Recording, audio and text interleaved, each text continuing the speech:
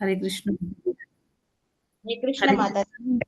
Hare Krishna Matajis and prabhujis అందరికీ తెలుగు గీత కార్యక్రమానికి స్వాగతం అండి. అందరికీ దండవత్ ప్రణామాలు. అందరికీ హరే కృష్ణ. ఈరోజు మనం కార్యక్రమం ప్రారంభించే ముందు జగన్నాథ స్వామి ఆశీస్సులు తీసుకుందాం. జై జగన్నాథ్ బలదేవ్ సుభద్రమయ్యాకి జై, సుదర్శన్ భగవాన్కి జై, వామనదేవ్కి జై, పంచతత్వాకి జై, శ్రీల ప్రభుపాద్కి జై, జయపతాక స్వామి గురు మహారాజ్కి జై. ప్రార్థనలు. ఓం అజ్ఞానతిమిరంధస్య జ్ఞానాంజనశలాకయా చక్షురున్మిలితం యేన తస్మై శ్రీగురవే నమః. నమో విష్ణుపాదాయ కృష్ణప్రస్థాయ భూతలే శ్రీమతే భక్తివేదాంత స్వామిన్నితి నామినే. నమస్తే సారస్వతే దేవే గౌరవాణి ప్రచారిణే నిర్విశేష శూన్యవాది పాశ్చాత్య దేశతారిణే. जय श्री कृष्ण चैतन्य प्रभु नित्यानंद श्री अद्वैता गदाधरा श्रीवासादि गौर भक्त वृंदा. हरे कृष्णा कृष्णा कृष्णा हरे हरे, हरे राम राम राम हरे हरे. हरे कृष्ण माताजी दंडवत प्रणाम.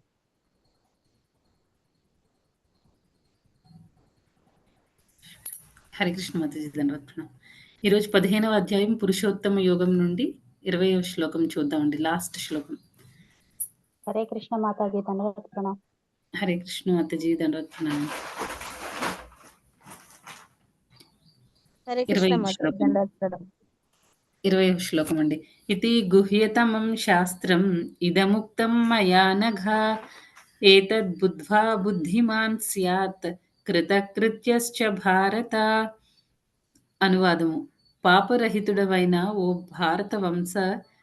భారతవంశ కుమార, వేదములందలి అత్యంత రహస్యమైన ఈ భాగమును నీకిప్పుడు నేను వెల్లడించి తిని, దీనిని అవగాహన చేసుకొనిన వాడు బుద్ధిమంతుడు కాగలడు.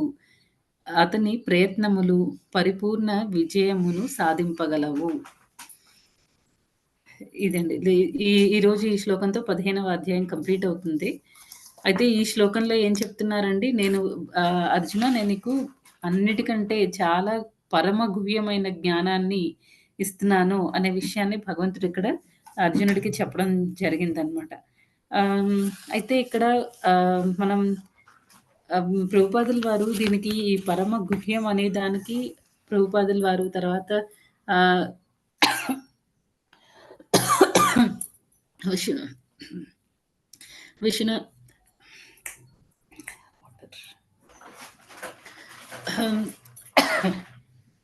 విశ్వనాథ్ చక్రవర్తి ఠాకూర్, తర్వాత భక్తి వినోద్ ఠాకూర్, వీళ్ళందరూ రకరకాల ఎగ్జాంపుల్స్ లాగా, అంటే వేరియస్ చాలా ఎగ్జాంపుల్స్ అని కాదు, రకరకాల సందర్భాలని డిస్కస్ చేయడం జరిగిందనమాట.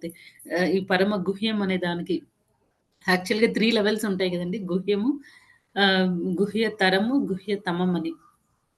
అన్నిటికంటే చాలా రహస్యమైనది, అతి రహస్యమైనది, ఇంకా దానికంటే ఎక్కువ రహస్యమైనది అనమాట. అయితే మనం ఆల్రెడీ భగవద్గీత ఇప్పుడు మనం భగవద్గీత ఇంట్రడక్షన్‌లో ప్రభుపాదుల వారు భగవంతుడిని అర్థం చేసుకోవడానికి 3 లెవెల్స్ ఇస్తారనమాట. 3 లెవెల్స్ చెప్పారు. ఏం చెప్పారండి? ఫస్ట్ భగవంతుడిని, అంటే ఎవరైతే భగవంతుడు అంటే ఒక బ్రహ్మజ్యోతి, ఆయన నుంచి వచ్చే ఆ బాడీలీ ఎఫల్జెన్స్, అంటే ఆయన నుంచి వచ్చే ఆ జ్యోతిని అర్థం చేసుకొని అదే సుప్రీం, అదే పరమైనది, అదే గ్రేట్ అని ఎవరైతే అనుకుంటారో వాళ్ళ నాలెడ్జ్ ఏంటంటే ప్రిలిమినరీ నాలెడ్జ్ అనమాట. లో లెవెల్ నాలెడ్జ్ అది. నెక్స్ట్ ఇంకా ప్రభుపాదుల వారు నెక్స్ట్ లెవెల్ ఏం చెప్పారు? ఎవరైతే భగవంతుడిని పరమాత్మగా భావిస్తారో, పరమాత్మ అనే దాని గురించి, భగవంతుని యొక్క పరమాత్మ అంశం గురించి తెలుసుకుంటారో వాళ్ళ నాలెడ్జ్ ఇంకా కొంచెం బెటర్ అనమాట. తర్వాత ఎవరైతే ఒక్క నిమిషం అండి.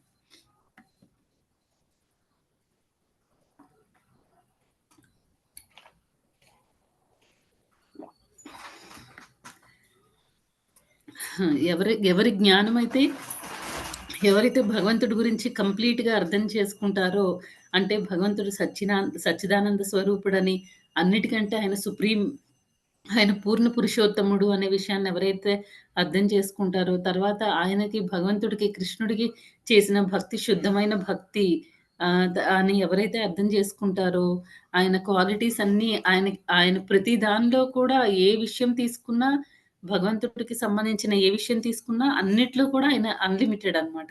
ఆయనకి లిమిట్ అనేది ఉండదు. అలాంటి ఆ తర్వాత ఆయనకి 6 ఐశ్వర్యాలు ఉన్నాయి, పరిపూర్ణంగా ఉన్నాయి అని ఎవరైతే తెలుసుకుంటారో వాళ్ళ జ్ఞానం కంప్లీట్ అన్నమాట. అది గుహ్య తమం అని ప్రభుపాదుల వారు అంటే 3 యాస్పెక్ట్స్ గురించి 3 ఉంటాయి. First level of understanding first అర్థం చేసుకునేదేంటంటే జస్ట్ బ్రహ్మజ్యోతి గురించి ఎవరైతే తెలుసుకుంటారో వాళ్ళది ఎల్‌కేజీ పిల్లలు లాంటి వాళ్ళనమాట. తర్వాత ఎవరైతే భగవంతుడు అంటే పరమాత్మ అనే దాని గురించి ఎవరైతే తెలుసుకుంటారో వాళ్ళ జ్ఞానం ఏంటండి, వాళ్ళు సెకండ్ లెవెల్ ఆఫ్ అండర్‌స్టాండింగ్ అన్నమాట. అంటే కొంచెం బెటర్ కాలేజ్ స్టూడెంట్స్ లాగా. ఎవరైతే కంప్లీట్‌గా భగవంతుడు అంటే ఆయన పూర్ణ పురుషోత్తముడు అనే విషయాన్ని ఎవరైతే అర్థం చేసుకుంటారో, భగవంతుడి గురించి ఎవరైతే అర్థం చేసుకుంటారో వాళ్ళ దాని గురించి ఏం చెప్పారంటే ప్రభుపాదుల వారు వాళ్ళ నాలెడ్జ్ అల్టిమేట్ అన్నమాట. అది టాప్ మోస్ట్. అది గు ఆహ్, అది టాప్ మోస్ట్ వాళ్ళేమో పీహెచ్‌డీ చేసిన వాళ్ళతో సమానం అన్నమాట. అలా. అయితే ఇక్కడ ప్రభుపాదుల వారు తర్వాత ఇందాక నేను చెప్పినట్టు భక్తి వినోద్ ఠాకూర్, తర్వాత విశ్వనాథ్ చక్రవర్తి ఠాకూర్ వీళ్ళందరూ ఏంటంటే ఇదే సేమ్ ఎగ్జాంపుల్‌ని ఎలాగ డివైడ్ చేసుకుంటారు అంటే ఎవరైతే ఓన్లీ బ్రహ్మజ్యోతియే అల్టిమేట్ అనుకుంటారో ఆ జ్ఞానము కాన్ఫిడెన్షియల్ అన్నమాట. గుహ్యమైన జ్ఞానం అది. తర్వాత ఎవరైతే భగవంతుడు అంటే పరమాత్మ అనే దాని గురించి తెలుసుకుంటారో ఓన్లీ బ్రహ్మజ్యోతి కాదు. దానికంటే మించి ఇంకా ఉంది. అది భగవంతుడు అందరి హృదయాల్లో కూడా పరమాత్మలాగా ఉంటాడు. మనం చేసే ప్రతి యాక్టివిటీకి కూడా ఆయన అంటే మనం చేసే ప్రతి కర్మకి కూడా ఆయన ఒక సాక్ష్యంలాగా ఉంటాడు. ప్రతీదీ ఆయన అబ్జర్వ్ చేస్తూ ఉంటాడు. ఆహ్, త ఆహ్, అనే విషయం ఎవరైతే అర్థం చేసుకుంటారో వాళ్ళ జ్ఞానం ఇంకా కొంచెం ఎక్స్‌ట్రా అన్నమాట. ఇంకా మంచి జ్ఞానం. అదేంటంటే గుహ్య తరం అని చెప్తున్నారు. నెక్స్ట్ ఇంకా ఏం చెప్తున్నారు? ఎవరైతే పరమాత్మ మాత్రమే కాదు ఈ 2 అంటే బ్రహ్మజ్యోతి, పరమాత్మ ఈ 2 కూడా భగవంతుడిలో పార్ట్. కానీ అవే మెయిన్ కాదు. దానికి మించి ఇంకా భగవంతుడి గురించి తెలుసుకోవడానికి ఇంకా ఉంది అని ఎవరైతే అర్థం చేసుకుంటారో అదేంటంటే ఆ జ్ఞానాన్ని పరమ గుహ్యం అంటున్నారనమాట. అది టాప్ మోస్ట్ అన్నిటికంటే గుహ్య తమం అన్నమాట. అ అ అ అలా అలా ఆ రకంగా చెప్పారనమాట. ఇప్పుడు జనరల్‌గా మన యోగుల గురించి తీసుకుంటే ఫస్ట్ లెవెల్ ఆఫ్ అండర్‌స్టాండింగ్ ఏమని చెప్పుకున్నామండి?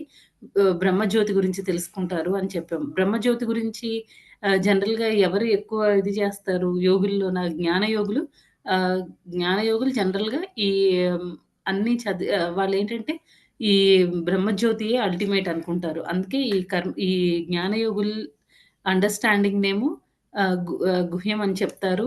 తర్వాత తర్వాత ఎవరొస్తారండి? ఈ అష్టాంగ యోగులనమాట. వాళ్ళేం చేస్తారు? పరమాత్మ మీద మెడిటేట్ చేస్తూ ఉంటారనమాట. ధ్యానం చేస్తూ ఉంటారు. అలాంటి వాళ్ళు ఏ కేటగరీకొస్తారండి? గుహ్య తరం కిందకి వస్తారనమాట. నెక్స్ట్ లాస్ట్ కేటగరీ వాళ్ళెవరు? భక్తులనమాట. భక్తి యోగాన్ని ఫాలో అయ్యే భక్తి యోగులు. వాళ్ళేం చేస్తారు? కంటిన్యూయస్‌గా ఈ 2 మాత్రమే కాదు. భగవంతుడంటే ఆయన భక్తియుత సేవలో ఉండాలి. భగవంతుడిని తృప్తిపరచాలి. భగవంతుడినే డైరెక్ట్‌గా వాళ్ళు ఇష్టపడుతూ ఉంటారనమాట. పరమాత్మ కాదు, బ్రహ్మజ్యోతి కాదు. డైరెక్ట్‌గా భగవంతుడు. ఆయన చాలా గ్రేట్ పర్సనాలిటీ. తర్వాత ఆయనకి మనం ఆహ్, శరణు వేడుకుంటే మనం ఈ భౌతిక బంధనాలన్నిటిలో కూడా చిక్కుకోకుండా బయటపడతాము. భగవంతుడిని ఆరాధించాలి, భగవంతుడిని ప్రేమించాలి. నిజంగా వాళ్ళకి భగవంతుడి పట్ల ప్రేమ అనేది ఉంటుందనమాట.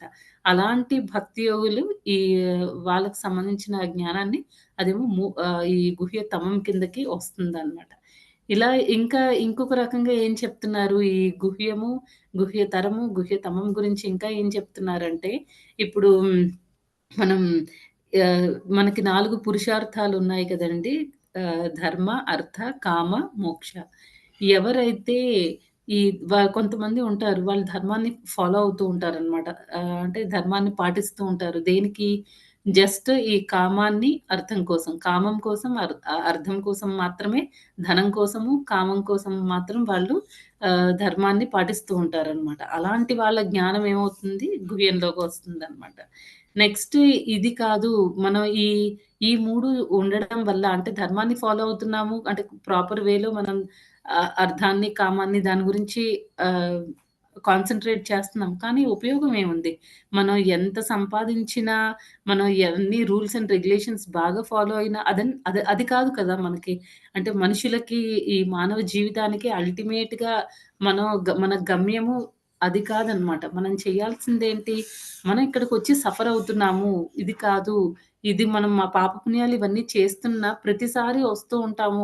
మళ్ళీ ఎన్నో యోనుల్లోకి ప్రవేశిస్తూ ఉంటాము. ఎన్నో కష్టాలు అనుభవిస్తాము. ఎన్నో సుఖాలు అనుభవిస్తాము. కానీ యూజ్ ఏముంది? ఇది ఎండ్ పెట్టాలి దీనికి అని ఇంకొంచెం నెక్స్ట్ లెవెల్ ఆఫ్ జ్ఞానం సంపాదించుకుంటారనమాట. అంటే వాళ్ళు ఇవి కాకుండా మోక్షం గురించి ఆలోచిస్తూ ఉంటారు. అలాంటి వాళ్ళు ఏ కేటగరీలోకొస్తారంటే గుహ్యతరం కిందకి వస్తారనమాట. తర్వాత నెక్స్ట్ ఇంకా ఏంటంటే ఈ 4 కాదనమాట. మోక్షం కాదు మనకు అల్టిమేట్ గోల్. మోక్షం అనేది భగవద్భక్తులకి మోక్షం అనేది సర్వెంట్ అని చెప్తారనమాట. స్లేవ్. ఆటోమేటిక్‌గా అది వచ్చేస్తుందనమాట. దాని గురించి మనం స్పెషల్‌గా ఎక్కువ కష్టపడాల్సిన అవసరం లేదు. భగవంతుడి భక్తి చేయడం అనేది భక్తి అనేది పంచమ పురుషార్థం అనే విషయాన్ని ఆహ్, భక్తి వినోద్ ఠాకూర్ చెప్పారనమాట. అయితే ఈ భక్తి అనే దాన్ని ఆహ్, చాలా తీవ్రంగా చేయాలి. మామూలుగా కాదు. మామూలుగా చేస్తే అది లాంగ్ వే అనమాట. చాలా టైం పట్టేస్తుంది. అలా కాదు. చేసిన భక్తి ఎలాగో మనం ఇప్పుడు చేస్తున్నాము. చేసేటప్పుడు ఏం చేయాలి? మనం ఇంకా ఫోకస్డ్‌గా చేయాలి. ఎలాగో అంత టైమ్ స్పెండ్ చేస్తున్నాం. ఇప్పుడు క్లాస్ వింటున్నారు. కొంతమందికి ఒక్కొక్కసారి మనం ఏం ఆలోచిస్తాము. సరే ఈ క్లాసు తర్వాత వినొచ్చులే అని అనుకుంటాం. కానీ ప్రాబ్లమ్ ఏమవుతుందండి? ఆ తర్వాత అనేది తర్వాతలాగే ఉండిపోతుందనమాట. మళ్ళీ మనకి టైం దొరకదు. ఎలాగో ఎఫర్ట్ పెడుతున్నాం కాబట్టి పెట్టిందేదో ఫోకస్డ్‌గా పెట్టేస్తే అదేదో ఇప్పుడే అయిపోతుందనమాట. అది అంటే భక్తి యోగం అనేది ఎలా ఫాలో అవ్వాలి? చాలా తీవ్రంగా ఫాలో అవ్వాలి అని చెప్తున్నారు. అది గుహ్యతరం కిందకి వస్తుందనమాట. ఈ రకంగా ఏంటంటే ఎన్నో ఆహ్, వేరియస్ ఇన్‌స్టాన్సెస్‌లో ఈ గుహ్యతరం గురించి, గుహ్యతమం గురించి చెప్పారనమాట. అయితే ఇక్కడ ఈ 15వ అధ్యాయంలో ఈ శ్లోకంలో హ్మ్. ఈ శ్లోకంలో ప్రభుపాదుల వారు ఏం చెప్తున్నారు కృష్ణ ఏం చెప్తున్నారంటే అర్జునుడికి, "ఈ జ్ఞానాన్ని నేను నీకు ఇస్తున్నాను. ఇది చాలా పరమ గుహ్యమైన జ్ఞానము" అని చెప్తున్నారు. ఈ పరమ గుహ్యం అనే వర్డ్ మనకి ఇంకా ఎక్కడ దొరికింది? ఇంకా ఎక్కడ ముందు చాప్టర్స్‌లో ఎక్కడొచ్చిందండి? 9వ అధ్యాయంలో 9. ఇలాగే స్టార్ట్ అవుతుందనమాట. శ్రీ భగవానువాచ ఇదం తు ఇదం తుతే గుహ్యతమం ప్రవక్ష్యామి అనసూయవే. అయితే ఈ శ్లోకంలో కూడా ఈ 15వ శ్లోకంలో కానీ, ఈ 9వ అధ్యాయం 1వ శ్లోకంలో కానీ భగవంతుడు ఒకటి క్లియర్ చేస్తున్నారనమాట. నేను ఈ పరమ గుహ్యమైన జ్ఞానాన్ని నీకెందుకిస్తున్నాను? అంటే 20వ శ్లోకంలో ఏం చెప్పారు? 15.20లో అంటే ఈరోజు శ్లోకంలో అనఘా అనే వర్డ్‌ని యూజ్ చేశారనమాట. అంటే నువ్వు పాపరహితుడవి. నీకు పాపం లేదు. నువ్వెలాంటి పాపాలు చేయలేదు. అందుకే నేను నీకు ఈ జ్ఞానాన్ని ఇస్తున్నానని చెప్పారు. మరి 9.1లో ఇదం తుతే గుహ్యతమం దానిలో ఏం చెప్తున్నారు? ప్రవక్ష్యామి అనసూయవే అనే వర్డ్‌ని యూజ్ చేశారనమాట. అసూయ అనేది లేనివాడవు నువ్వు. అందుకే నేను నీకిది చెప్తున్నాను. ఈ పరమ గుహ్యమైన జ్ఞానాన్ని నేను నీకు చెప్తున్నాను అనే విషయాన్ని భగవంతుడు ఇక్కడ క్లియర్ చేశారనమాట. అంటే ఇవన్నీ మనం భగవంతుడి యొక్క భక్తి చెయ్యాలి అనంటే ఈ క్వాలిఫికేషన్స్ మనకుండాలి. భగవంతుడి పట్ల మనకు అసూయ ఉండకూడదు అని చెప్తున్నారనమాట. అయితే మనకి డౌట్ రావచ్చు. ఎందుకు ఎవరికైనా అసూయ అనేది ఉంటుంది అంటే అట్‌లీస్ట్ మనకి అంటే ఈ భక్తిలో జనరల్‌గా భక్తినే కాదు. ఇన్ జనరల్ ఎలా ఉంటుందంటే, మనం వేరే ఏ జీవి పట్ల అయినా సరే, కొంచెం అసూయ ఉన్నా సరే అది అక్కడితో ఆగదనమాట. అది అలాగా స్ప్రెడ్ అవుతూ ఉంటుంది. ఈ నెగెటివ్ క్వాలిటీస్ అన్నీ అంతే. మనం ఏదైనా నెగెటివ్ క్వాలిటీని డెవలప్ చేసుకుంటే, మనలో మనం ఐడెంటిఫై చేసుకుంటే, భక్తిలో లేకపోతే అవన్నీ మనం తెలుసుకోవడం కష్టం అవుతుందనమాట. మనలో ఆ క్వాలిటీస్ ఉన్నాయి అని కూడా మనం ఆలోచించము. ఫ్లోలో వెళ్ళిపోతూ ఉంటాం అనమాట. అందరూ ఫాలో అవుతున్నారు. నేను కూడా చేస్తే తప్పే ఉంది అని అనుకుంటాం. అదే భక్తిలోకొచ్చామనుకోండి, భక్తిలోకొచ్చిన తర్వాత మనం ఒక సర్టెన్ స్టేజ్ వరకు అలా వెళ్ళగలుగుతాం. ఒక సర్టెన్ స్టేజ్‌కొచ్చేసరికి భక్తిలో ముందుకెళ్ళడానికి మనకు కష్టం అవుతూ ఉంటుందనమాట. ఎందుకంటే మనలో అనర్థాలు ఇంకా పోలేదు. అవి పోగొట్టుకోవాలనమాట. పోగొట్టుకోవాల్సిన అవసరం చాలా చాలా ఉంటుంది. అయితే మనకి ఆహ్, అవి ఏంటో కూడా మనం తెలుసుకోలేని పరిస్థితిలో ఉంటే చాలా కష్టం అనమాట. అప్పుడేం చేయాలి? మన ఏ ప్రాబ్లమ్స్ ఉన్నాయో, మనలో ఉండే అనర్థాలేంటో అవన్నీ మనం ఐడెంటిఫై చేసుకొని, దాని మీద మనం స్టార్టింగ్‌లోనే ఐడెంటిఫై చేసుకోగానే అవి అక్కడితోనే కట్ చేయాలనమాట.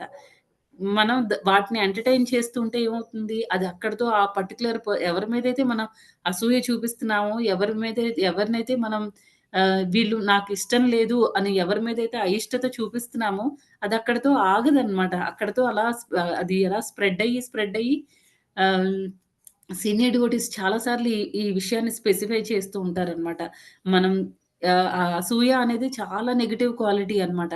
అది అదొక్కళ్ళతో ఆగదు. అది తర్వాత మన సీనియర్ లెవెల్ డివోటీస్‌కెళ్తుందనమాట. మన శిక్షా గురువు మీద కూడా మనం అసూయ పడే స్టేజ్‌కొచ్చేస్తాము. ఇంకా అది మన దీక్షా గురువు, ఆ తర్వాత కృష్ణాని కూడా చూసి మన అసూయ చెందుతామనమాట. అంత హ్మ్, నీచమైన గుణాలు ఇవన్నీను. అందుకే ఏం చేయాలి, మనం ఎప్పుడైతే భక్తిలోకి రావడం నిజంగా మన అదృష్టం అన్నమాట. కాబట్టి ఎందుకంటే మనం భక్తిలో లేకపోతే మనలో ఈ క్వాలిటీస్ ఉన్నాయి అని కూడా మనం ఐడెంటిఫై చేయలేము. ఒకవేళ నాలో ఈ తప్పుంది అని మనం ఐడెంటిఫై చేసుకున్న, గుర్తుపట్టినా తప్పే ఉంది. అందరూ చేస్తున్నారు కదా! నేను చేస్తున్నాను తప్పే ఉంది. అలా ఆలోచిస్తామనమాట. భక్తిలోకి ఎప్పుడైతే వస్తామో, వేరే వాళ్ళలో ఫాల్ట్స్ చూసినా, అమ్మో! నేను మాత్రం ఇలా ఉండకూడదు. వాళ్ళలా ఉన్నారు. ఎలాగో మనం వేరే వాళ్ళని కరెక్ట్ చేయలేం. అట్‌లీస్ట్ మన వరకు మనమైనా ఓకే. నేను వాళ్ళ గురించి తప్పుగా ఆలోచిస్తున్నానంటే, ఇవే క్వాలిటీస్ నాలో ఉంటే, వేరే వాళ్ళు నా గురించి అలాగే ఆలోచిస్తారు అని మనకి అట్‌లీస్ట్ ఆ బుద్ధి అనేది వస్తుందనమాట. అందుకే ఏం చేయాలి, ఇవన్నీ స్టార్టింగ్‌లోనే కట్ చేసేయాలి. లేకపోతే ఏమవుతుంది, అవన్నీ స్ప్రెడ్ అవుతాయన్నమాట. అలా నెక్స్ట్ లెవెల్‌కి అలా మన కృష్ణ వరకు కూడా మనం నెగెటివ్ క్వాలిటీస్‌ని క్యారీ చేసుకుంటూ ఉంటాం. కాబట్టి అదనమాట. అంటే ఇక్కడ క్వాలిఫికేషన్స్ ఏం చెప్తున్నారు, మనకి అసూయ ఉండకూడదు భగవంతుడి పట్ల. తర్వాత ఎలాంటి పాపాలు కూడా చేయకూడదు. మనం చాలా సార్లు క్లాస్‌లో చెప్పుకున్నాం. సెవెంత్ చాప్టర్‌లో ఆహ్, "దేశాంతు అంతగతం పాపం జనానాం పుణ్యకర్మణాం." అక్కడ ఆ శ్లోకంలో ఏం చెప్తున్నారండి, ఎప్పుడైతే మన పాపాలన్నీ తగ్గిపోయి, మనం పుణ్యాలు చేయడం ఎక్కువ స్టార్ట్ చేస్తామో, అప్పుడు మనం భక్తి చాలా మనకి ఈజీగా ముందుకి వెళ్తూ ఉంటాం అన్నమాట. భక్తిలో పురోగతి అనేది చెందుతాము అనే విషయాన్ని చెప్తున్నారు. తర్వాత అయితే ఇప్పుడు మనం భక్తి అని ఎన్నో సార్లు మాట్లాడుకుంటున్నాం కదా! ఈ అసలు కొన్నిసార్లు ఎలా అవుతుందంటే చాలామంది ఇప్పుడు రిచువల్స్ అవి ఫాలో అవుతూ ఉంటాము. ఎన్నో వ్రతాలు చేస్తూ ఉంటాము. తర్వాత ఆహ్, మార్నింగ్ మంగళహారతి చేస్తున్నాము. అంటే రిచువల్స్ వరకు వదిలేయండి. జస్ట్ ఈ ఈ మనం భక్తియుత జీవితంలోనే పొద్దున్న మార్నింగ్ మంగళారతి చేస్తూ ఉంటాం. గౌరారతి చేస్తున్నాము. తర్వాత మనం భగవద్గీత, భాగవతాలు ఇవన్నీ చదువుతున్నాము. డివోటీస్ సాంగత్యంలో ఉన్నాము. ఇవన్నీ చేస్తూ కూడా కొన్నిసార్లు ఎన్నో ఇయర్స్ ఇవన్నీ చేస్తూ ఉంటారు. కానీ ఎలాంటి మార్పు రాదు. ఎందుకు రాదు? మనం ఎందుకు చేస్తున్నామో అది తెలుసుకొని ఉండాలన్నమాట. ఒకసారి ఏమవుతుందంటే ఒక రైతు ఉంటాడు. రైతుకి కొంత పొలం ఉంటుందన్నమాట. అతనేం చేస్తాడు, ఆహ్, ఆహ్, రై అదే ఆహ్, వ్యవసాయం చేయాలి ఆ భూమిలో. అతను కొంతమంది పని వాళ్ళని పిలుస్తారనమాట. పిలిచి, "నాకు ఇలా మా పొలం అంతా దున్ని విత్తనాలవి వేయాలి" అలా చెప్తారు. వచ్చిన పని వాళ్ళేమో ఓకే అంటారు. చేయడానికి రెడీ అవుతారనమాట. అయితే "రేపు రండి, పనిలోకి రండి" అని చెప్పేసి ముగ్గురు పనివాళ్ళొస్తారు. వాళ్ళని అడుగుతారనమాట. "మీరు ఎవరెవరు ఏం పనులు చేయగలరు" అని. ఫస్ట్ వాడంటాడు, "నేను బాగా తవ్వుతాను. చాలా స్పీడ్‌గా తవ్వుతాను. ఒక ఎకరం పొలమైనా సరే నేను ఒక గంట, గంటన్నరలో మొత్తం తవ్వేస్తాను" అని చెప్తాడు. రెండోవాడు ఏం చెప్తాడంటే, "నేను విత్తనాలు చాలా స్పీడ్‌గా వేస్తానని" చెప్తాడు. విత్తనాలు వేయడంలో నేను ఎక్స్‌పర్ట్‌నని చెప్తాడు. మూడోవాడు ఏం చెప్తాడు, "నేను కప్పేయడంలో ఎక్స్‌పర్ట్‌ని" అని చెప్తాడనమాట. తర్వాత ఏమవుతుంది, ఈ నెక్స్ట్ డే ఈ ముగ్గురు పనివాళ్ళొస్తారు. కానీ ఆ టైంకి ఈ రైతు ఉండడనమాట. ఓనర్ ఉండడు. ఆయన వేరే పని మీద బయటికెళ్తాడనమాట. వీళ్ళు పని చేస్తారు. నెక్స్ట్ రోజు పనివాళ్ళొస్తారు. వీళ్ళు పని చేసుకుంటారు. ఈయన ఉండడు. ఈవినింగొస్తాడనమాట. ఈవినింగొచ్చిన తర్వాత వాళ్ళు డబ్బులడుగుతారు. అయితే ఇద్దరే వచ్చారేంటి అంటే, వాడికి కొంచెం ఆహ్, బాలేదు. అదే వేరే పనుంది రాలేకపోయాడు అనంటే, మరి పనయిందా అంటే, ఆ! చేసేసాం అయిపోయింది అనంటే, ఈయనకి డౌటొస్తదనమాట. ఆహ్, అంతా బానే జరిగిందా అంటే, ఆ! అంతా బా జరిగింది. అంటే, ఏం చేశారు? ఎంతవరకయింది? ఏం చేశారు ఈ రోజంతా అని అడిగితే, వాళ్ళేం జెప్తారు, ఫస్ట్ వాడు, థర్డ్ వాడు వస్తాడనమాట. ఫస్ట్ వాడు తవ్వేస్తాడు. మూడో వాడేమో మొత్తం కప్పేస్తాడనమాట. అయితే మరి విత్తనాలెయలేదా అంటే, మరి విత్తనాలు వేసేవాడు రాలేదు. మీరు మా పని మేము చేసాము అంతే. ఎందుకు చేశారు వాళ్ళా పని? ఎందుకు తవ్వారు? ఎందుకు కప్పారు మళ్ళీ? ఆ మధ్యలో విత్తనం వేయడం అనేది జరగాలి. ఆ పని జరగలేదనమాట. అంటే వాళ్ళు పని వాళ్ళెందుకు చేస్తున్నారో కూడా తెలీదు. కానీ చేసి కంప్లీట్ చేసేసారనమాట. మన మనం కూడా ఆధ్యాత్మిక జీవితంలో ఈ రకంగా ఉండకూడదు. రైట్. మనం ఎందుకు చేస్తున్నాము? భక్తి ఎందుకు చేయాలి? మన అల్టిమేట్ గోల్ ఏంటి? అంటే ఈ మధ్యలో ఎన్నో వస్తూ ఉంటాయన్నమాట జర్నీలో. ఈ ప్రయాణంలో మనకి ఎన్నో ఇష్యూస్ వస్తూ ఉంటాయి. కానీ మనం మెయిన్ ఫోకస్ పోగొట్టుకోకూడదు.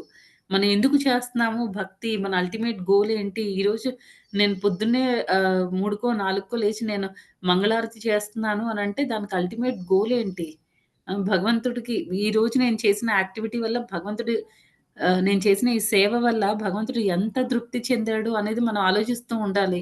అంతేకాని మన చుట్టుపక్కల ఉండేవాళ్ళు ఎంత ఎంత మనల్ని అప్రిషియేట్ చేస్తున్నారంటే, ఎంత పొగుడుతున్నారు, అందరూ మన గురించి ఏమనుకుంటున్నారు, మంచిగా అనుకుంటున్నారా లేదా? ఇది కాదు మన మెయిన్ ఫోకస్. మన మెయిన్ ఫోకస్ ఏంటి? భగవంతుడు తృప్తి పడ్డాడా లేదా? ఈరోజు కృష్ణ హ్యాపీగా ఉన్నాడా లేదా?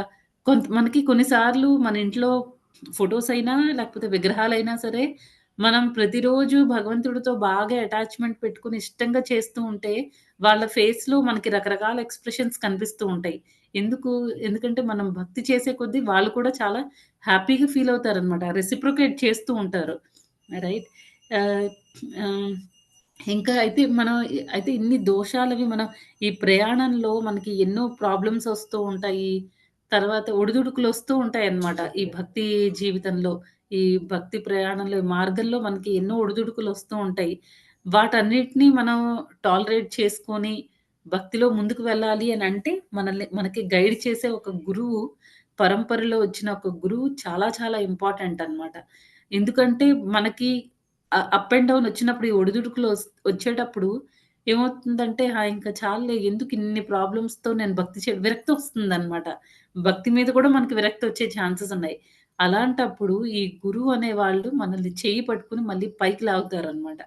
పైకి లాగి నువ్వు ఎంత వరకు మనం ఏ విషయానికి ఎంత ఇంపార్టెన్స్ ఇవ్వాలి, ఆ విషయాలన్నీ మనకి క్లియర్‌గా చెప్తారనమాట. మనకి మార్గం చూపిస్తారు గురువు అనేవాళ్ళు. ఒకసారి ఏమవుతుందంటే ఈ బొగ్గులు అమ్ముకునేవాడు ఉంటాడు కదా! అలా ఒక బొగ్గులు అమ్ముకునేవాడు ఉంటాడు. అతని పని రోజు ఏంటంటే పొద్దున్నే అడవికెళ్తాడు. ఎండిపోయిన చెట్లు లేకపోతే మామూలు ఏమైనా చెట్లేమైనా ఉంటే అవి కట్ చేయడము. చిన్న చిన్న ముక్కల్లాగా కట్ చేసుకొని అవి బాగా ఎండబెట్టుకొని దాన్ని మళ్ళీ కాల్చి మంట పెట్టి బొగ్గుల్లా తయారు చేస్తూ ఉంటాడు. అవి అమ్ముకొని ఆయన జీవిస్తూ ఉంటాడనమాట దాని మీద. అలా కొన్నాళ్ళు గడుస్తుంది. కాకపోతే ఒక్కొక్కసారి వర్షాలవి పడిపోతూ ఉంటాయి. అలాంటప్పుడు అతనికి కర్రలు ఎండి ఆయన బొగ్గు తయారు చేయడానికి అవకాశమే ఉండదనమాట. అతను చాలా బాధపడతాడు. ఇదేంటి రోజు నేను ఇంత కష్టపడుతున్నా ఒక్కొక్కసారి నేను చేయలేకపోతున్నాను. దీనికి సొల్యూషన్ ఏంటి అని ఆలోచిస్తాడనమాట. ఆయనకి ఏం చేయాలో అర్థం కాదు. అప్పుడేం చేస్తాడంటే రాజు దగ్గరికి వెళ్తాడనమాట. సరే రాజుగారి దగ్గరికి వెళ్దాము. ఆయన మనకి ఏదో ఒక ఉపాయం చెప్తాడు అని నమ్మకంతో రాజు దగ్గరికి వెళ్తాడు. రాజు ఏం చేస్తాడంటే, ఓకే. అంతా వింటాడు. ఓకే. నువ్వింత బాధపడుతున్నావా? సరే అయితే నేను ఇదే అడవిలో కొంచెం గంధపు చెట్లున్నాయి. నువ్వు అక్కడికి వెళ్లి ఆ గంధపు చెట్లు అన్ని నీకు ఇస్తాను ఆ గంధపు చెట్లు నువ్వు వాడుకో అని చెప్తాడనమాట.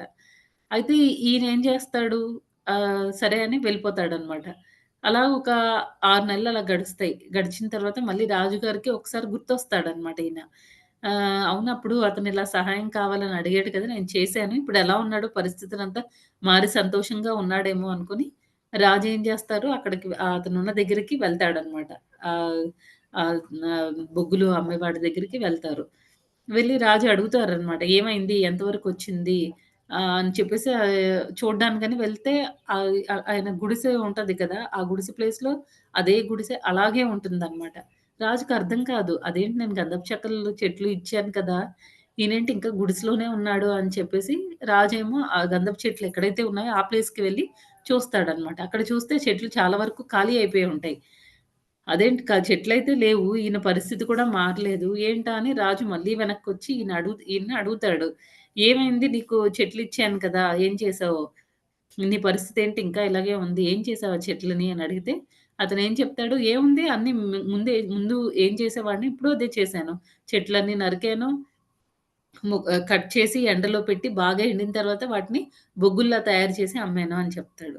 రాజు ఆశ్చర్యపోతాడనమాట ఆయన తెలివి తక్కువతనానికి. ఈవెన్ భక్తిలో కూడా మనం ఎందుకు చేస్తున్నాము భక్తి లేకపోతే మన గమ్యం ఏంటి? దేనికి చేస్తున్నాం అనేది పర్పస్ తెలియకుండా చేస్తే మన పరిస్థితి కూడా అలాగే అన్నమాట. ఈయన తెలివి తక్కువతనానికి రాజు చాలా ఆశ్చర్యపోతాడు.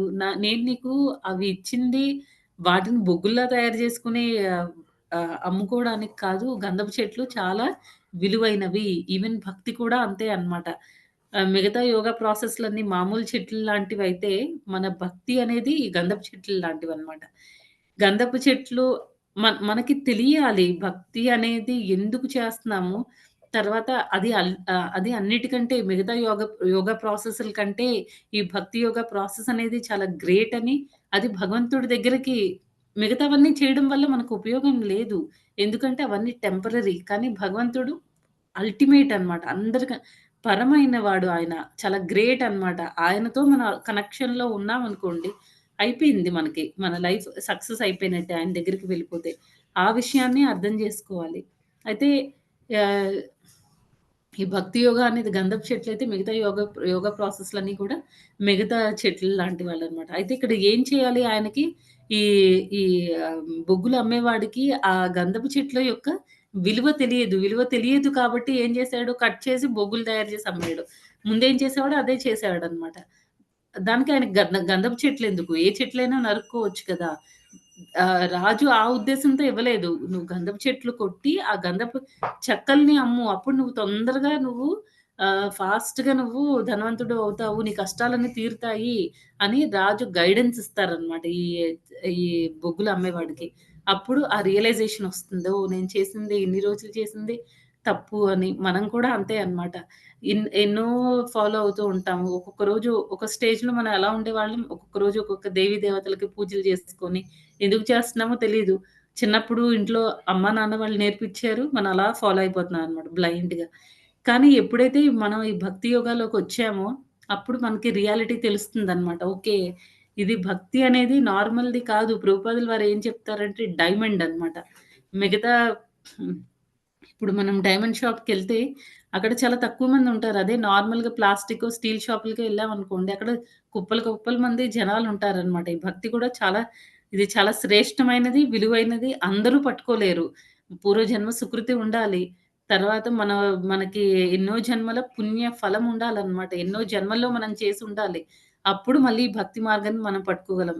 లేకపోతే ఎవరైనా మంచి భక్తుల సాంగత్యం మనకి దొరికుండాలి. అప్పుడు మనం ఈ భక్తి మార్గంలోకి రాగలుగుతాం అనమాట. ఈ భక్తి అనేది డైమండ్ లాంటిది. తర్వాత మిగతా ప్రాసెస్‌లన్నీ కూడా ఏంటంటే ఆహ్, ప్లాస్టిక్, స్టీలు అలాంటివన్నమాట. గోల్డ్, సిల్వర్ అలాంటివి.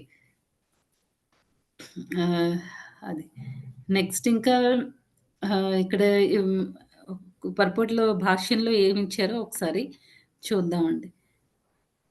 హ్మ్.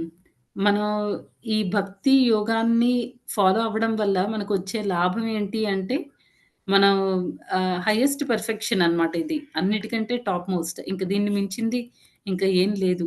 మన తర్వాత క్వాలిఫికేషన్ ఏం చూసామంటే, ఈ శ్లోకంలో అయితే ప్రభుపాదుల వారు ఏం చెప్పారు, అనఘ అనే వర్డ్‌ని యూజ్ చేశారనమాట. మనం పాపరహితులమై ఉండాలి. అదే ముందు శ్లోకాల్లో అయితే మనకి ఎన్వియస్‌నెస్ ఉండకూడదు.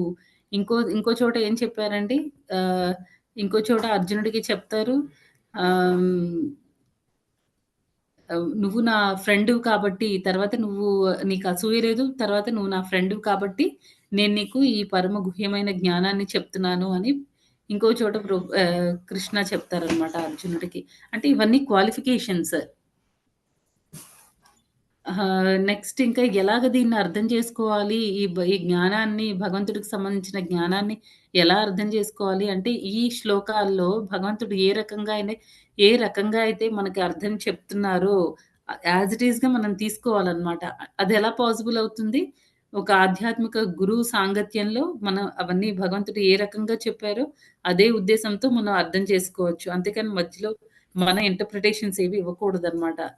బహుశా ఇలా ఏమో, అలా ఏమో, అలా ఎవరైనా చెప్తున్నారు అంటే నా ఉద్దేశం ప్రకారము ఇలాంటివన్నీ చెప్తున్నారు అనంటే మనం అవి అసలు వినాల్సిన అవసరం కూడా లేదు. నెక్స్ట్ ఇంకా రిజల్ట్ ఏమవుతుందండి, ఇవన్నీ మనం సరే మనం భగవంతుడి గురించి మంచిగా జ్ఞానం అంతా నేర్చుకున్నాం అనమాట. అంతా తెలుసుకుంటున్నాం. భగవంతుడు ఏ రకంగా చెప్తున్నారో, అదే రకంగా మనం అర్థం చేసుకోవడానికి ప్రయత్నిస్తున్నాం. దానివల్ల ఏమవుతుందంట, మనలో మన హృదయంలో ఉండే ఎన్నో కల్మషాలు కూడా అన్నీ క్లియర్ అయిపోతాయి. తర్వాత మనం ఇప్పుడు 14వ అధ్యాయం అవి నేర్చుకున్నప్పుడు ఏం చెప్పాము, శుద్ధ భక్తి చేయాలి అనంటే, ఈ త్రిగుణాలకి మనం అతీతంగా ఉండాలి. ఈ 3 మోడ్స్‌కి కూడా మనం అబోవ్ రైజ్ అవ్వాలి. ఇవి చాలా దివ్యమైన జ్ఞానం. దాన్ని సంపాదించుకోవాలి అనంటే, మనం ఈ త్రిగుణాల్లో ఉండకూడదు. శుద్ధ సత్వంలో ఉండాలి. సత్వ, రజస్తమో గుణాల్లో కాదు. శుద్ధ సత్వంలో ఉంటేనే ఉంటే మనం భగవంతుడికి సంబంధించిన జ్ఞానాన్ని బాగా అర్థం చేసుకోగలుగుతాము. అది కూడా ఇక్కడ జరుగుతుందనమాట. మనం భగవంతుడి యొక్క భక్తి చేస్తూ ఉంటే. అయితే ఇక్కడ ఇంకొక పాయింట్ ప్రభుపాదులు వారు ఏం చెప్పారు అంటే, మనం చాలా సార్లు విన్నాం.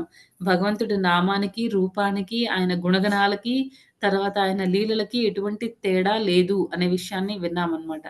తర్వాత ఇక్కడ ప్రభుపాదులు వారు ఏం చెప్తున్నారంటే భాష్యంలో, భగవంతుడికి, ఆయన సేవకి కూడా ఎలాంటి తేడా లేదు అని చెప్తున్నారు. ఎందుకంటే భగవంతుడు, ఆయన భక్తి 2 కూడా ఆధ్యాత్మికమనమాట. తర్వాత ఆహ్, ఇంకొకటేంటి అంటే ఈ భగవంతుడి యొక్క శక్తుల్ని ఇక్కడ 3 మనం భాగవతంలో నేర్చుకున్నాం కదా! భగవంతుడి యొక్క శక్తులు 3 రకాలుగా ఉంటాయన్నమాట. ఒకటేంటండి అంతరంగిక శక్తి, బహిరంగ శక్తి, తటస్థ శక్తి. అయితే బహిరంగ శక్తి అనేది ఏంటి? భౌతిక ప్రకృతి అవన్నీ కూడా భగవంతుడి యొక్క బహిరంగ శక్తిలోకి వస్తుందన్నమాట. నెక్స్ట్ ఏంటి? భగవంతుడి యొక్క మనం అన్నమాట జీవులందరూ కూడా భగవంతుడి యొక్క తటస్థ శక్తిలోకి వస్తారు. తర్వాత భగవంతుడి యొక్క ఆహ్, భగవంతుడి యొక్క ప్లెజర్ పొటెన్సీ అనేది భగవంతుడికి ఆంతరంగిక శక్తి అన్నమాట. అంటే ఈ స్పిరిచ్యుయాలిటీ అనేది ఆంతరంగిక శక్తి అనేది మనం విన్నాము. అయితే ఎవరైతే ఓన్లీ ఈ జీవుల గురించి మాత్రమే అంటే ఇక్కడ ఈ భౌతిక ప్రకృతి గురించి మాత్రమే తెలుసుకుంటారో అది గుహ్యమైన జ్ఞానం అవుతుంది. నెక్స్ట్ ఏంటి జీవుల గురించి మాత్రమే తెలుసుకుంటారు. అది నెక్స్ట్ లెవెల్ అన్నమాట. గుహ్యతరం అవుతుంది. నెక్స్ట్ భగవంతుడి యొక్క ఆంతరంగిక శక్తి గురించి తెలుసుకునే వాళ్ళు అంటే భగవంతుడి యొక్క భక్తియుత సేవ గురించి తెలుసుకునే వాళ్ళ లెవెల్ ఆఫ్ నాలెడ్జ్ ఏంటంటే అది గుహ్య తమం అవుతుందన్నమాట. అలా చెప్పారు. అంటే ఈ భగవంతుడి యొక్క భక్తి అనేది అన్నిటికంటే టాప్ మోస్ట్ అన్నమాట. అదే ఇక్కడ ఈ విషయం ఇక్కడ కూడా చెప్తున్నారు. ఈ భక్తియుత సేవకి, భగవంతుడికి ఎలాంటి తేడా కూడా లేదు. ఎందుకంటే భగవంతుడి యొక్క భక్తి కానీ, భగవంతుడు కానీ ఇద్దరు కూడా 2 కూడా ఏంటంటే ఆధ్యాత్మికం అన్నమాట. తర్వాత ఈ భగవంతుడి భక్తియుత సేవ అనేది దేని కిందకొస్తుంది? భగవంతుడి యొక్క ఆంతరంగిక శక్తికి కిందకి వస్తుందన్నమాట. ఆ రకంగా ఈ భక్తియుత సేవ అనేది చాలా చాలా ప్యూర్ అని చెప్తున్నారు. దానికి ప్రభుపాదులు వారు భాష్యంలో ఆహ్, ఎనాలజీ ఏమిచ్చారు అనంటే, ఇప్పుడు భగవంతుడు సూర్యుడైతే ఈ అజ్ఞానం అనేది అంధకారం అన్నమాట. ఎప్పుడైతే మనం లైట్ ఆన్ చేస్తామో వెంటనే చీకటి పోతుంది కదా! అలా ఎప్పుడైతే భగవంతుడిని మన జీవితంలోకి మనం ఆహ్వానిస్తామో అప్పుడు మనలో ఉండే అన్ని అభద్రాలు పోతాయి, కల్మషాలు పోతాయి. నెక్స్ట్ ఇంకా అజ్ఞానం అనేది కంప్లీట్‌గా దూరం అయిపోతుందన్నమాట. మనం ప్రతిరోజు ప్రేయర్స్‌లో కూడా ఓం అజ్ఞానతిమిరంధస్య మన గురువుకి మనం ప్రే చేస్తున్నాం అన్నమాట. నాలో అజ్ఞానం ఉంది. నేను అజ్ఞానం అనే అంధకారంలో ఉన్నాను. మీరు జ్ఞానం అనే టార్చ్ లైట్ వేసి దాన్ని రిమూవ్ చేయండి. అంటే మీరు జ్ఞానాన్ని నాకివ్వండి. ముందు మనం చెప్పుకునే ఎగ్జాంపుల్‌లో ఏ రకంగా అయితే కింగ్ వచ్చి ఆహ్, హ్మ్, బొగ్గులు అమ్మేవాడికి ఎలాగైతే కింగ్ ఆ జ్ఞానాన్నిచ్చారో, జ్ఞానాన్నిచ్చి నువ్వు మామూలుగా అది చాలా విలువైంది. నువ్వు డైరెక్ట్ చెక్కలమ్మొచ్చు. దానివల్ల నువ్వు చాలా గొప్పోడివయిపోతావు. అంతేకాని నువ్వు మళ్ళీ వాటిని కూడా చార్‌కోల్‌లా చేసుకుంటే అంటే బొగ్గుల్లా చేసుకుంటే దానివల్ల నీకు ఉపయోగం ఉండదు అని ఎప్పుడైతే జ్ఞానాన్నిచ్చారో ఆయనకు అజ్ఞానం అనేది పోయింది. అదే రకంగా ఏంటంటే మన గురువు కూడా మనం గురువుని, కృష్ణాని మన జీవితంలో ఎప్పుడైతే ఆహ్వానిస్తామో మనలో ఉండే ఆ అజ్ఞానం కూడా పూర్తిగా పోతుందనమాట. నెక్స్ట్ ఇంకా ఆహ్, ఈ భక్తియుత సేవ చేయడం అనేది చాలా ఇంపార్టెంట్. తర్వాత అనఘ అనే వర్డ్‌ని ప్రభుపాదులు వారు చాలా నీట్‌గా ఎక్స్‌ప్లెయిన్ చేశారు. మనకి పాపాలనేవి కంప్లీట్‌గా ఉండకూడదనమాట. ఎప్పుడైతే మనలో పాప ప్రవృత్తి అనేది ఎప్పుడైతే పోతుందో, అప్పుడు భగవంతుడి గురించి మనం చాలా ఈజీగా అర్థం చేసుకోగలుగుతాం అనమాట. ఆ పాప ప్రవృత్తి పోవాలి అనంటే సేవలు చేయాలి. భగవంతుడికి సేవ చేస్తూనే ఉండాలనమాట. కొన్నిసార్లు ఆహ్, స్టార్ట్ చేసినప్పుడు మనకిష్టమైన సేవలతో స్టార్ట్ చేయొచ్చు. కానీ తర్వాత మనం ఇంకా ప్రోగ్రెస్ అవ్వాలంటే ఎలా ఉండాలి? ఏ ఏ టైంలో ఏ సర్వీస్ అయినా ఓకే. మనం చేయగలమా లేదా? అంతవరకే చూసుకోవాలనమాట. అంటే ఇప్పుడు సపోజ్ మనం అస్సలు చదువుకోలేదనుకోండి, చదువుకోలేదు ఎవరైనా వచ్చి బుక్ రాయండి లేకపోతే ఏదో రాయమని చెప్పారనుకోండి, అలాంటివి మనం చేయలేము. కానీ ఇప్పుడు మనకి కొన్ని సర్వీసులుంటాయి. మనం చేయొచ్చనమాట. అలాంటివి ఏదైనా సరే మనం చేయగలిగితే అది మనకిష్టమా లేదా అని కాదు. మన సీనియర్స్ ఆ సర్వీస్ ఇచ్చారు చేసేయాలి. అంత అలర్ట్‌గా ఉండాలనమాట. ఇమ్మీడియేట్‌గా ఒప్పుకోవాలి సర్వీస్‌కి. అంత ఆ యాటిట్యూడ్‌తో ఉండాలి. అలా ఎప్పుడైతే మనం ఉంటామో మన ఆధ్యాత్మిక పురోగతి అనేది చాలా ఫాస్ట్‌గా ఉంటుందనమాట. ఇప్పుడు కొంతమంది సీనియర్ డివోటీస్ అలాగే ఉంటారు. ఏ టైంలో ఏ సర్వీస్ అయినా అది వాళ్ళకి ఇష్టమా? కాదా? ఒక్కొక్కసారి ఏమవుతుంది చేద్దాం అనుకుంటాం మళ్ళీ చేయలేము. ఏదో ఒక సర్వీస్ చేయాలి అనుకుంటారు. లేతే ఏదైనా ఒక ఫెస్టివల్ సెలబ్రేట్ చేయాలి అనుకుంటారు. కానీ ఏమవుతుంది కొన్ని కారణాల వల్ల చేయలేకపోవచ్చు. మళ్ళీ లాస్ట్ మినిట్‌లో రేపు చేయాలి అనుకుంటే ముందు రోజు రాత్రి డెసిషన్ తీసుకుంటారనమాట. సర్వీస్ చేయాలి అని. అప్పుడు చూడండి అప్పుడు మనం సీనియర్ డివోటీస్‌ని అబ్జర్వ్ చేస్తే వాళ్ళెలా ఉంటారంటే రెడీ అన్నమాట. ఆ రోజు రాత్రంతా పడుకోవడమైనా మానేస్తారు కానీ ఆహ్, అంటే నాకిష్టం లేదు, నాకు చెప్పలేదు, లాస్ట్ మినిట్‌లో డెసిషన్ తీసుకోవడం ఏంటి, ఇవన్నీ ఆలోచించరు. కృష్ణ హ్యాపీ అయిపోవాలంతే. ఇది కృష్ణ డెసిషన్. వీళ్ళ ద్వారా వచ్చింది. కృష్ణ ఏం చేయాలి ఇన్‌స్ట్రక్షన్ వెంటనే అది ఫాలో అయిపోవాలి. వెంటనే అది కంప్లీట్ చేసేయాలి. అంటే ఏ టైంలో మనకిష్టమా కాదా అని కాదు. మనకిష్టం ఉన్నా లేకపోయినా రెడీ అన్నమాట. ఎప్పుడు ఏ సర్వీస్‌కైనా. మనం ఎప్పుడైతే ఇంత బాగా ఉంటామో, భగవంతుడికి సేవ చేయడానికి ఎప్పుడూ ఒక చూడండి ఇప్పుడు బోర్డర్‌లో ఉండే సోల్జర్స్ ఎలా ఉంటారండి సైనికులు? ఎప్పుడైనా ఎనిమీస్ అటాక్ జరుగుతుంది అనంటే అలర్ట్‌గా ఉంటారనమాట. ఇప్పుడు రాత్రి నిద్రలో లేపి పద వాళ్ళందరూ ఆక్యుపై చేసేసారు. అందరూ మనల్ని చుట్టుముట్టేసారు. మనం వెళ్లి ఫైట్ చేయాలి అనంటే వాళ్ళు అలర్ట్‌గా ఉంటారనమాట. అలా ఉండాలనమాట మనం కూడా. ఇమ్మీడియేట్‌గా ఆహ్, ఇన్‌స్ట్రక్షన్ వచ్చింది. ఇంప్లిమెంట్ చేసేయాలి. అంత అలర్ట్‌గా ఎప్పుడైతే ఉంటామో కృష్ణ, రాధారాణి ఇద్దరూ చాలా హ్యాపీగా ఫీల్ అవుతారనమాట. అదండి ఈరోజు శ్లోకం. నెక్స్ట్ ఇంకా రేపటి నుంచి ఇంకొక లాస్ట్ పాయింట్ ఉంది. హ్మ్. ఇంకా ఏం చెప్తున్నారంటే మనలో 2 రకాలైన ప్రాబ్లమ్స్ ఉన్నాయి. ఎందుకు మనం భక్తియుత సేవ చేయడానికి మనం ఇష్టపడమైతే ఎప్పుడు పడితే అప్పుడు అలర్ట్‌గా ఉండాలి అని చెప్తున్నాను. అయితే అందరూ అలా ఉండలేరనమాట. కొంతమంది అలా ఉంటారు. కొంతమందేంటంటే నాకిది చెప్పలేదు. నాకు ముందు చెప్పలేదు. ఇప్పుడు చెప్తే నేనెలా చేస్తాను అని కొంతమంది ఆలోచిస్తారు. కొంతమంది ఎలా ఆలోచించొచ్చు కొన్నిసార్లు నేను నేను చెప్పాను. ఎవ్వరు అప్పుడేమో వద్దన్నారు. ఇప్పుడేమో వాళ్ళకి వాళ్ళు డిసైడ్ చేసుకొని చేసేద్దాం అంటున్నారు. అదెలా అవుతుంది? అలా కూడా ఆలోచించే వాళ్ళుంటారనమాట. అంటే నాకు ఇంపార్టెన్స్ ఇవ్వలేదు. మన ఇంపార్టెన్స్ ఏంటసలు? భగవంతుడికి ఏదిష్టమో, భగవంతుడి సాటిస్ఫాక్షన్ అది ఇంపార్టెంట్. అంతేగాని మన ఇష్టాలనేవి అసలు వేస్ట్ అనమాట. మన ఇష్టం ఎవరికి కావాలి? మనకు మాత్రమే కావాలి. మిగతా వాళ్ళెవరికీ ఏం అవసరం లేదు. ఎవరికీ ఏ ఉపయోగం ఉండదు మన ఇష్టాల్ని పట్టించుకోవడం వల్ల. అయితే ఇక్కడ హృదయ దౌర్బల్యం అనేది చాలా భక్తియుత జీవితంలో మనల్ని చాలా వెనక్కి నెట్టేస్తూ ఉంటుందనమాట. కొంతమందేంటంటే అదే ఇప్పుడు నేను చెప్పినట్టు నాకు ఇంపార్టెన్స్ లేదు. నేను చెప్పినట్టు నాదే పై చెయ్యి అవ్వాలి. నేనేది చెప్తే అది కరెక్ట్. మిగతా వాళ్ళు చెప్పిందంతా రాంగ్. ఎప్పుడైతే ఇది హృదయ దౌర్బల్యం అన్నమాట. కరెక్ట్‌గా మనకి ఆలోచన లేదు. భగవంతుడు ఎలా ఫీల్ అవుతారండి? ఒక్కసారి భగవంతుడు ముందు మనం ఈ రకంగా ఆలోచిస్తూ కృష్ణ ఎలా ఆలోచిస్తాడు? ఈ టైంలో నేనిలా ఆలోచిస్తున్నాను కదా! కృష్ణ ఎలా ఆలోచిస్తూ ఉండుండొచ్చు అని మనం ఆలోచిస్తే కరెక్ట్‌గా క్లారిటీ వస్తుందన్నమాట మనకి. భగవంతుడు అలా మనలాంటి వాళ్ళని అలా ఆలోచించే వాళ్ళని భగవంతుడు ఎందుకు తీసుకొనెళ్తాడు ఆయనతో పాటు?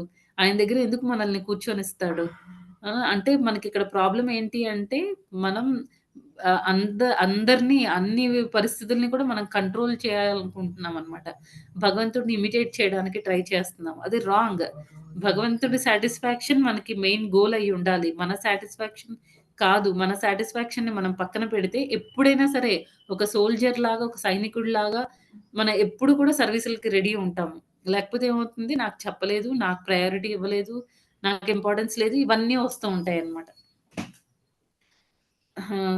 అది ప్రభుపాద్ లాస్ట్‌లో ఇంకా 15థ్ చాప్టర్ గురించి ఎలా కంక్లూడ్ చేశారు అంటే, ఫస్ట్ 5 శ్లోకాస్‌లో ఎలాగ మనం ఈ హృదయ దౌర్బల్యం నుంచి బయటపడాలి అనే దాని గురించి చెప్పారు.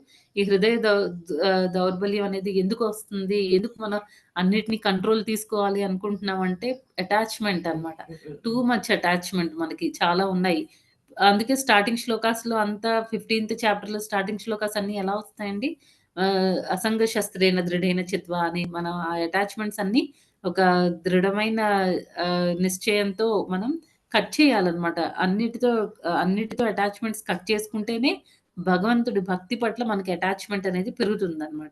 అది మనకి హెల్ప్ అవుతుంది. ఈ అన్నెసెసరీ అటాచ్‌మెంట్స్ వల్ల ఏమవుతుంది, మనం మళ్ళీ ఇదే భౌతిక ఓకే. నీకిక్కడే బావుంది. నీకిక్కడే అన్నీ మనకేది ఇష్టమైతే భగవంతుడు అది ఇచ్చేస్తాడన్నమాట. ఇక్కడ మనకి ఎక్కువ అటాచ్‌మెంట్స్ ఉంటే భగవంతుడు మనల్ని ఇక్కడే వదిలేస్తాడు.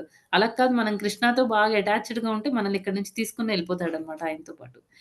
అయితే ఫస్ట్ 5 శ్లోకాస్‌లో ఇవి చెప్పారు. అటాచ్‌మెంట్స్ ఎలా వదులుకోవాలి? ఎలాగా మనం డిటాచ్డ్‌గా ఎలా ఉండాలి? కృష్ణతో అటాచ్‌మెంట్ ఎలా పెంచుకోవాలి అని. నెక్స్ట్ తర్వాత 6థ్ నుంచి లాస్ట్ శ్లోక వరకు పురుషోత్తమ యోగం గురించి భగవంతుడు చెప్పడం జరిగిందనమాట. భక్తియుత సేవ, అది పరమ గుహ్యమైన జ్ఞానమని వీటన్నిటి గురించి మనం తెలుసుకున్నాం ఈ 15వ అధ్యాయంలో. ఈ రోజుతో 15వ అధ్యాయం అయిపోయిందండి. రేపటి నుంచి 16. హరే కృష్ణ. మాతాజీస్ అండ్ ప్రభుజీస్ ఎవరికైనా ఏమైనా ప్రశ్నలుంటే అడగండి. హరే కృష్ణ మాతాజీ. హరే ఎటువంటి కృష్ణ. భక్తి చెప్పారో చెప్పారు మాతాజీ. గుహ్యమైన భక్త, గుహ్యతరమైందా, గుహ్యతమైందా, చాలా డిఫరెన్సియేషన్ చాలా బాగా చెప్పారు మాతాజీ. ఎటువంటి భక్తి చేయాలో అద్భుతంగా ఉంది మాతాజీ. థ్యాంక్ యూ మాతాజీ. హరే కృష్ణ. హరే కృష్ణ మాతాజీ. హరే కృష్ణ. హరే కృష్ణ మాతాజీ. దండవత్ ప్రణామాలు. హరే కృష్ణ మాతాజీ. దండవత్ ప్రణామం. హరే కృష్ణ మాతాజీ. హరి బోల్ మాతాజీ. హరి బోల్. హరే కృష్ణ. హరే కృష్ణ మాతాజీ. హరే కృష్ణ మాతాజీ. దండ ప్రణామం. మాతాజీ. దండవత్ ప్రణామం. హరే కృష్ణ మాతాజీ. మాతాజీ అనగా అంటే హరే కృష్ణ మాతాజీ. దండవత్ ప్రణామం. హరే కృష్ణ మాతాజీ. హరే మాతాజీ కృష్ణ. అనగా అంటే పాపరహితుడు మాతాజీ. పాపాలు చేయకుండా ఉండడం, పాపాలు లేకుండా ఉండడం అన్నమాట అనఘ అంటే. అందుకే అఘాసుర అంటారు గదా! అఘాసుర అంటే అఘాసురుడిలో అన్ని పాపాలే అన్నమాట. అందుకే ఆయన పేరు అఘాసుర. అదే పాము డీమన్ ఉంటది గదా! అది అఘాసుర. అనఘ అంటే పాపరహితుడు అని. హరే కృష్ణ మాతాజీ. హరే కృష్ణ మాతాజీ. హరే కృష్ణ మాతాజీ. హరే కృష్ణ మాతాజీ. హరే కృష్ణ మాతాజీ. దండవత్ ప్రణామం. హరే కృష్ణ మాతాజీ. దండవత్ ప్రణామం. హరే కృష్ణ మాతాజీ. దండవత్ ప్రణామాలు మాతాజీ. హరే కృష్ణ. దండవత్ ప్రణామం. అత్యంత రహస్యమైన జ్ఞానము ఈ భక్తియుత సేవ కదా. అవునవును ప్రభుజీ. హరే కృష్ణ. హరే కృష్ణ మాతాజీ. దండవత్ ప్రణామం. హరే కృష్ణ మాతాజీ. దండవత్ ప్రణామం. హరే కృష్ణ మాతాజీ. మనకి భగవంతుడి దగ్గర ఇచ్చే సేవ ఎంత చిన్నదైనా కూడా సోల్జర్ ఎంత అలర్ట్ గా ఉంటాడో మనం కూడా అంతే అలర్ట్ గా ఉండి చెయ్యాలని బాగా చెప్పారు మాతాజీ. బాగుంది. హరే కృష్ణ మాతాజీ. అంత ప్రభుపాదుల వారి భాష్యంలో ఉన్న పాయింట్సేనండి. హరే కృష్ణ. హరే కృష్ణ. దండవత్ ప్రణామం మాతాజీ. హరే కృష్ణ ప్రభుజీ. దండవత్ ప్రణామం.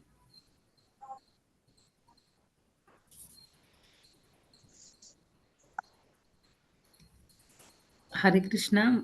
శ్రీప్రద మాతాజీ. హరే కృష్ణ మాతాజీ. సెషన్ ఏం చేయమంటారు Mataji? Thank you Mataji. Thank you Prabhuji. Hare Krishna. దండవత్ Hare Krishna. ప్రణామం. Thank you Mataji.